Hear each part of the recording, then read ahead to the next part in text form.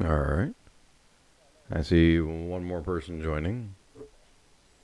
I can't see who it is. Something Bones.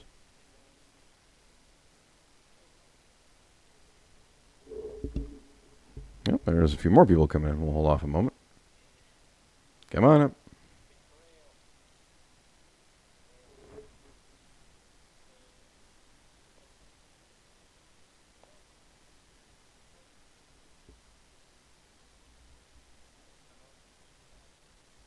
I do not know.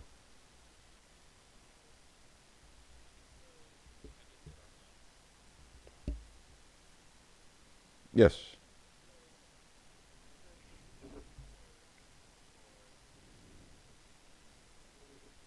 I'm sorry?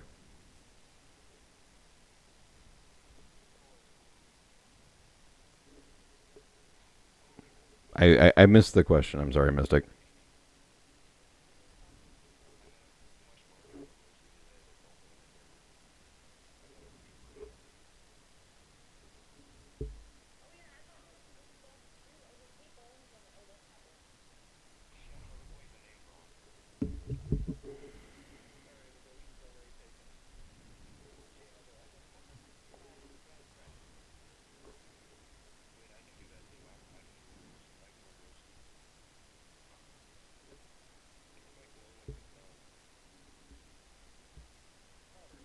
You're naked, Legoshi.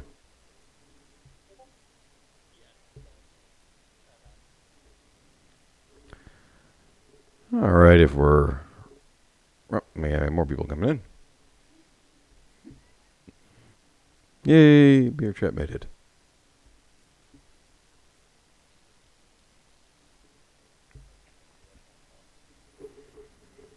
All right.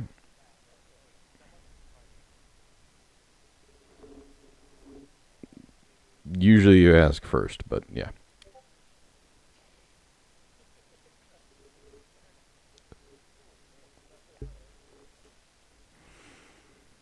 All right, make sure everyone can everybody hear clearly.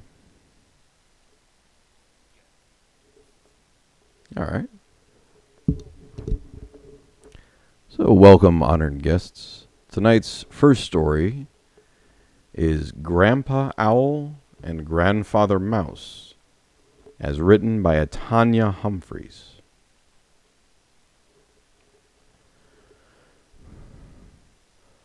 My father told me of the great massacre of summer 2020, Randolph's grandfather began.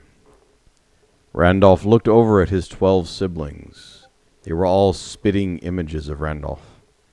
Wee ash-gray mice squatting comfortably like furry little pom-poms. All 24 of their shiny black bead eyes were wide with raptness. Randolph joined them in their gaze towards the elderly, somewhat scruffy mouse with one torn ear and a kink in its tail. Grandfather Mouse continued when he had all 13 children's attention in full. He savored the dramatic pause. The flickering of the fire and the glowing hearth added dramatic shadows to the burrow's walls. He said, "Yes, the summer of 2020. Like you little ones, I too had 12 siblings. We lived in a hollowed-out log that was part of the Johnsons' cabin. They started out as just a couple. The cabin was their vacation home. They came in the winter to do maintenance on the place, and at least once in the fall. Sometimes they spent whole summers, sometimes just the weekends in the spring. The human female was Rosie. Her husband was Frank." Serafina said, "How did you find enough food to eat?" Grandfather said, "Since they did not live there year-round, my siblings and I were taught to value every crumb dropped, every cake left unattended. We stored enough during the visits to last us when the pantry contained only cans." There was a collective grrr amongst the wee mice. Cans were mean. The couple had a baby, and we feasted on a flood of tasty droppings. The pantry was stocked with cereals and jars small enough to be pushed from shelves. "Watch out for glass slivers," exclaimed Randolph. "That's right, Randy. You've learned well." Where was I? "You were about to get to the part about the stinky man," said Seraphina. Randolph added, "Yeah, the mean, crazy, rotten one." "Ah, yes. There was a neighbor, through the woods, about an acre away. He lived in the woods all year round. The neighbor was a slob and a hoarder, his yard full of trash bags and Amazon boxes. The man smelled of pee and stank and crazy. The place would have been great for foraging, except for there were millions of rats, big, mean ones. The wrapped grandchildren mice inhaled as one. Rats were mean bullies and cannibalistic. The mice shivered. The stinky man got a dog to catch the rats, a young, big, black lab. The man starved the dog so it would be hungry enough to eat the rats. It grew thinner and thinner. Tied to a rope outside, never inside was it allowed. Indeed, it grew so hungry that it had to catch and eat rats. Millicent squeaked, "Grandpa, I thought dogs were man's best friends, to be spoiled and cared and loved." "Yes, sweetheart, but you see the stinky man was not right in the head. That poor pup deserved so much better. I started going over there daily, not to forage. There were still too many rats guarding the loot, but to check on the dog. He had bald patches where the fleas had wreaked havoc. His eyes oozed with infection, and his dull coat was like a plastic wrap over pointy, knobby bones." Randolph's sisters wiped their eyes. One day, the poor dog could barely lift its head. He had given up, waiting for a kind word and a loving hand. His depression rolled off his emaciated body in sickly waves. I had to do something. I crept through the littered weeds as quietly as I could to the dog. He looked up at me, but I wasn't afraid. After all the abuse, I saw kindness still in his glazed-over, sad eyes. "What did you do, Grandpa?" asked William. "What any decent creature would. I chewed the rope. It was thick, but it was rotting, too, from being outside and all. When the dog was free, I led him away from the fetid yard. He followed me to Frank and Rosie's cabin. The couple were appalled at the poor pup's condition. Frank said, 'How could anyone do this?' Rosie had sobbed and said it was that man, the crazy one next door. Frank had said, 'This must be the dog we heard barking last month. The poor thing is starving and sick. Oh, Frank, look at its poor eyes.' Frank, Rosie, and the baby, named Josephine, took the dog to the town's vet.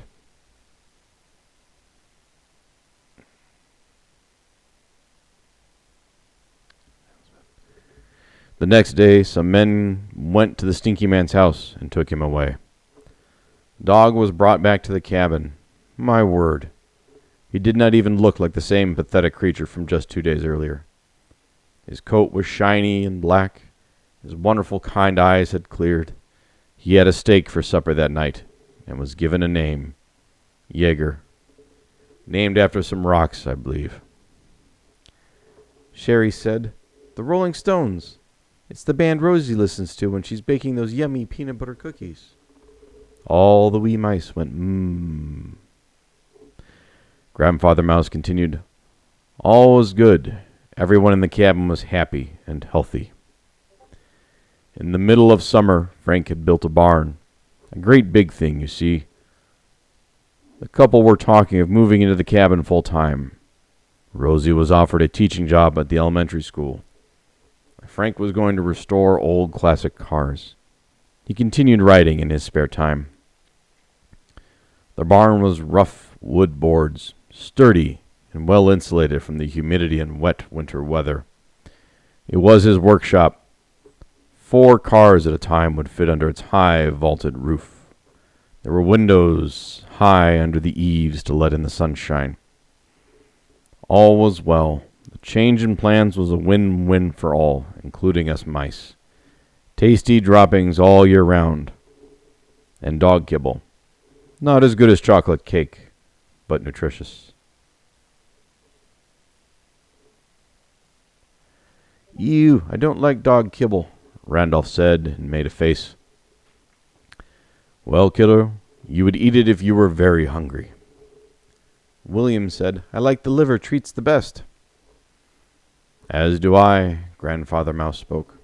Shall I go on? All 13 grandchildren mice squealed. Oh, yes, please. Okay, so all was well and good. Then the barn owls came. 8 of the grandchildren mice cried, no. The other 5 gasped. Oh, yes, huge pale birds with razor-sharp talons and wicked curved beaks. They swooped out of thin air like silent ghosts. They were evil, evil things. So fast they were. By the time you saw them coming, it was too late. There were 2 of them. Their eyes were huge and rimmed with fire. Nothing escaped their searching, keen eyes. The eyes of devils. Early in the day, my mother and father went out to the yard. They never came back. Later, we got thirsty. Our parents weren't coming home. So 8 of my brothers and I fetched some fresh puddle water from the dripping garden hose. I happened to look behind us and saw a shadow gliding over the yard. Coming our way, I said, run! And the 9 raced as fast as we could. Not fast enough. 4 brothers were snatched from right in front of me. The other 4 at the same time from my left. The owl's banshee screeching nearly shattered my eardrums. When I had made it to safety, in the drain pipe against the cabin, I looked up into the sky. It was just getting dark. The 2 killers were pale flyers like airplanes in the purpling light. I heard my siblings' death shrieks, high-pitched and full of terror. Each soaring killer had wriggling mice in each wicked claw. Desmond and Dewey were pierced to their bellies, but screaming. The nasty claws were dripping with my family's blood. The owls were laughing as they flew into the barn. It had been madness, and now we call the season of slaughter. Only my sister Sophie and I were left from our big happy family. Grandfather, we won't be able to sleep now, said Randolph. Grandfather Mouse said, go to your granny and have her make you some warm milk. High in the rafters, in the nest of twigs and grass and soft green moss, an old barn owl with cataracts in his eyes and sparse tail feathers sat on a dry, cracked feet. They had once been healthy and supple yellow, but with age had turned brown. His head nodded down to his chest, his large golden eyes slid closed. Grandpa, wake up! You have to finish the story, cried a fluff-ball baby owl the color of cappuccino and milk. Yes, Kaplan, I am awake, just resting my tired old eyes. Where was I? Just getting to the feast of August, cried wee Kaplan, his heart-shaped face eager for the climax of the story. His eyes glittered with youth and joy. Ah, yes, the feast. Let me see. Well, your parents had just been born. They were our only owlet kids. They were voracious, always had their beaks open in the minute we came through the window of the big barn doors. Kaplan looked down at the big double doors. Nearly the entire front wall disappeared when they were both open. They had to be big. All those old cars had to fit through them. The human male Frank did not park under the nest. Simon felt badly for him, but when you gotta go, you gotta go. Grandpa Owl continued. The day started out fine indeed. We caught 2 of those stupid little mice. They lived in the wall of the cabin and came outside to fetch water. They were dumb, but very fast. And delicious. Yes, yes. Mighty tasty. Always have been a favorite of mine. Anyways, we snatched up 2 of them. They were older mice, a little tougher than the young ones. Must have been the parents. We figured that was it for the day. Then lo and behold, 9 of them in the yard, fetching water.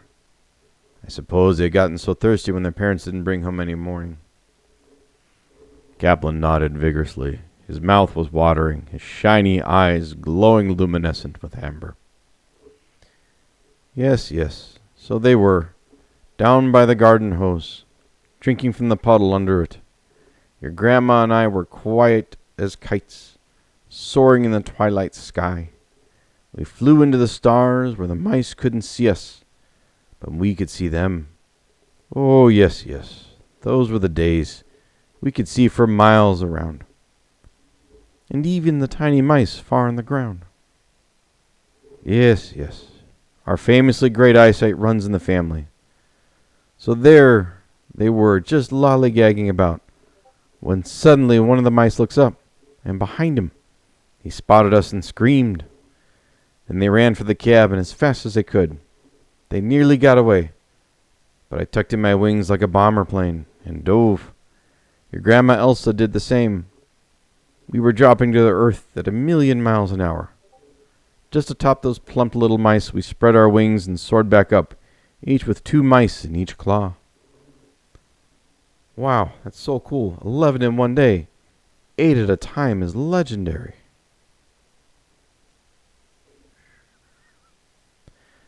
Frank's honey-colored workbench.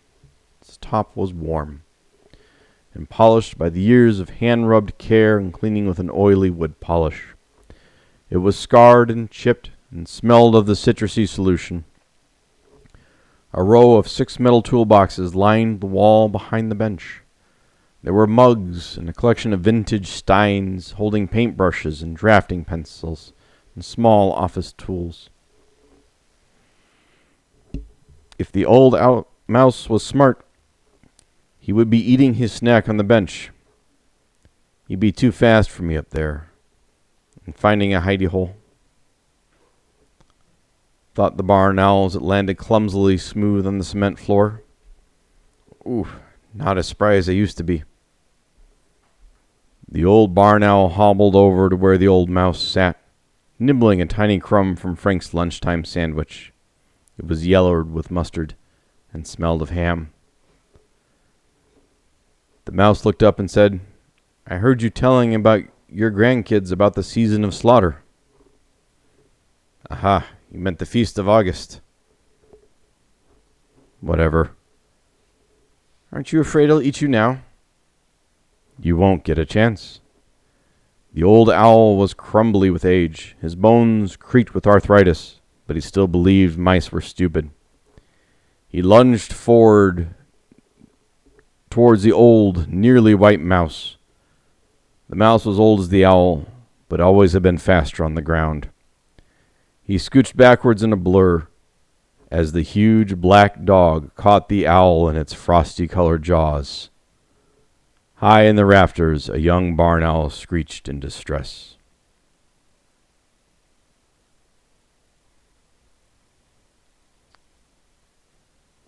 That was Grandpa Owl and Grandfather Mouse, as written by Tanya Humphreys.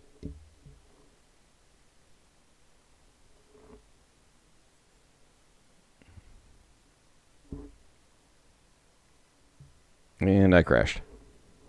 Oh no. Oh. Can you guys still see me and or hear me?